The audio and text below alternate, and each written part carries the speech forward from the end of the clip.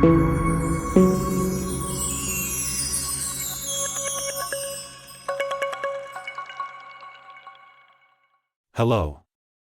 Today we are going to show you how to remove the door and racking from the CTCO countertop convection ovens for cleaning purposes.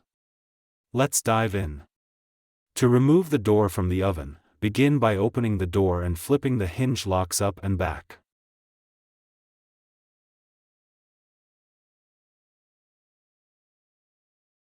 Once the hinge locks are all the way back, close the door halfway and lift the door out of the front of the unit. When replacing the door, remember to line the notches in the hinge hooks up with the bottom of the hinge holes. Once the hinge hooks are set back in place, flip the hinge locks back down and in place. Now the door is back on.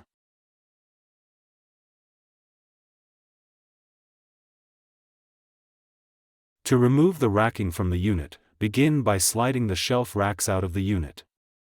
Once all of the shelf racks are out of the unit, we are ready to remove the shelf rack supports.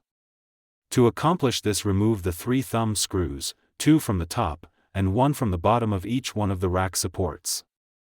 The shelf racks and the rack supports can be washed in your dishwasher.